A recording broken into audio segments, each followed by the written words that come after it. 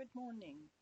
I'm Julia Wood from the City of Cape Town, and this morning I'm going to be talking about measuring the success of conservation planning using the Cape Flats Cool Flora Conservation Project as a case study. And before I start, I'd just like to acknowledge my co-authors, Dr. Pippin Anderson from UCT, and Cliff Dawes, Andre Rousseau, and Jacques van der Merwe from the City of Cape Town. We all know that South Africa has many conservation plans, and in fact in the world there are many conservation plans. But the extent to which conservation plans influence management and lead to effective conservation action remains unclear, and it's often been referred to as the knowing-doing gap. So we looked at the Cool Flora Conservation Project, which was a systematic plan, and we used as a case study to contribute to the available knowledge and give us some insights.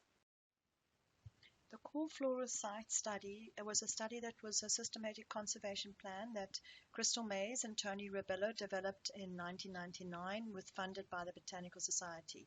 And this identified 38 special sites, Cool Flora sites, in the lowlands of the city. And it was approved by Council in 1999 by the city, and with the objectives to conserve and manage the sites, to involve communities and ensure that there was environmental education on the sites, and also to reduce the threat status to the rare species. So as soon as it had been approved, they formed the Cape Flats Flora Conservation Committee. It was a working group with the city, Cape Nature, Botanical Society and SANParks. And this looked at the conservation status and action plans for each site.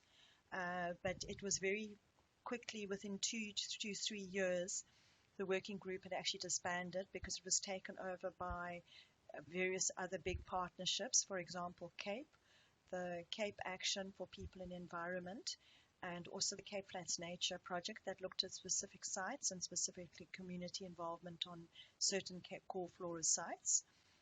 Blauberg was another big project funded by the Critical Ecosystem Partnership, as well as Komiki and Slankop.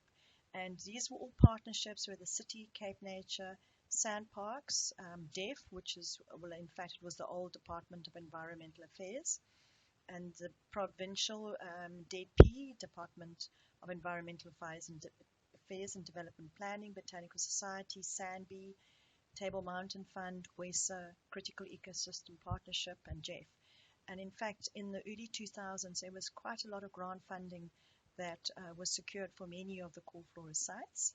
The Cool Flora sites also became a layer in the biodiversity network, which is the fine-scale conservation plan for the city area. And this, with management guidelines, was approved as policy under the bioregional plan, and was also included in the protected area expansion plan for the city, as well as the provincial cap map, and it is also part of the biodiversity sector plan. So this was what has happened over the last 20 years. What has actually happened with these sites?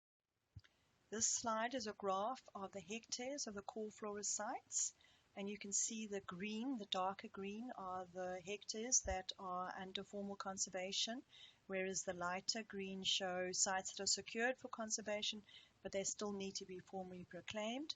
And the black line shows sites over the years that have had a management effective tracking on them, and they have some management on them.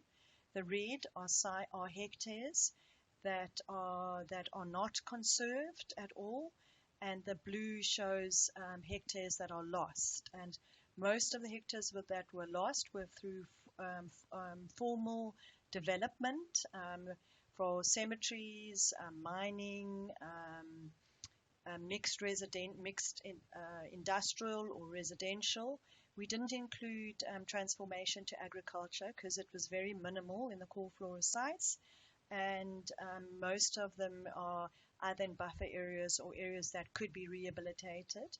Informal illegal land invasion was a small amount, about 7% over the years.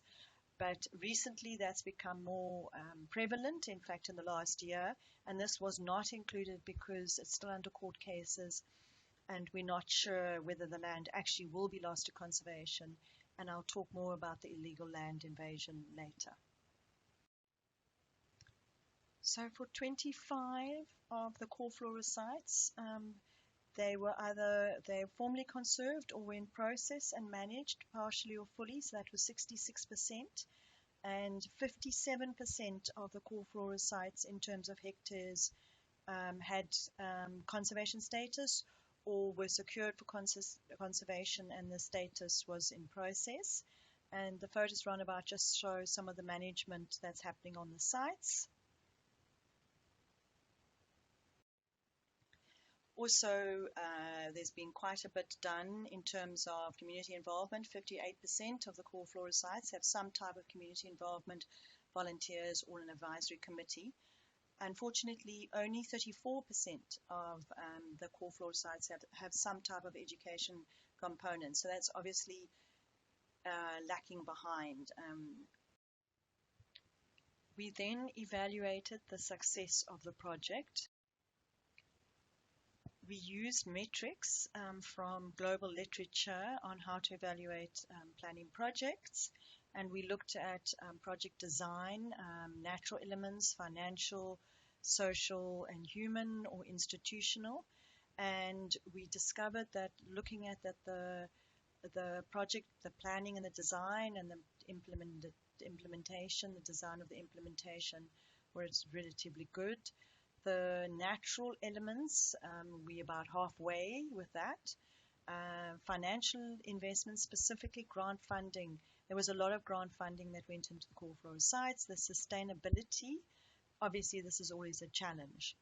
When you looked at the human and the social, obviously partnerships were really, really important. But environmental education, there still needs to be a lot of work on that. Institutional, there was a lot of influence on decision making and perhaps avoidance by developers. And in the beginning, there was a lot of sites, as we said earlier, that were developed almost immediately. But over the last 10 years, there's been very little formal development on the core flora sites. There has been some illegal development, and specifically, obviously, in this year with the illegal land invasions. But what was the most successful part of the project was embedding the core flora sites, the layer, in policy, spatial plans, legislation, and also the plans were continually updated. So to conclude, we all know there's still a huge planning implementation gap.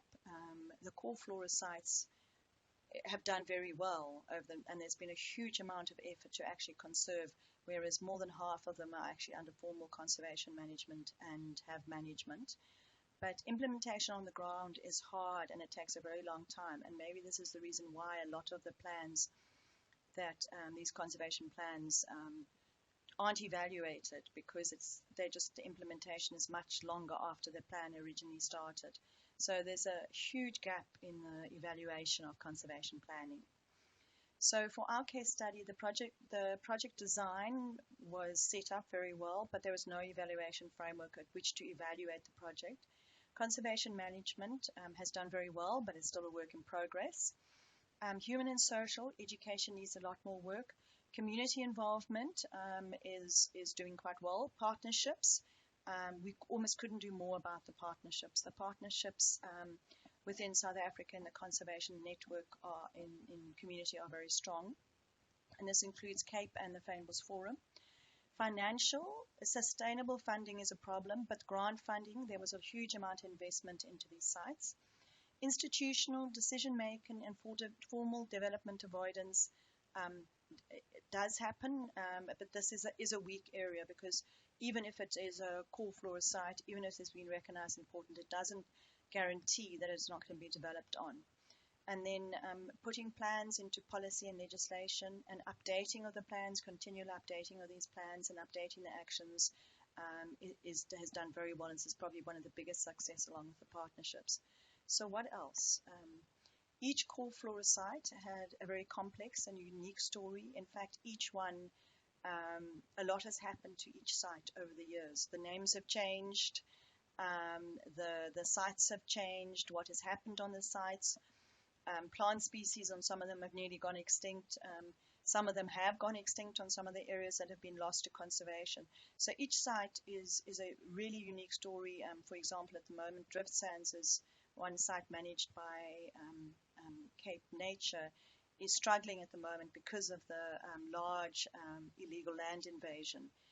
And then the interesting thing is the information hasn't been standardized over the years. So the names changed. So it was very difficult to track each site, even in an area where there's a lot of information on each site, to actually track each site and try and figure out actually what happened. And then going forward, there is huge challenges, specifically in the city with land invasion.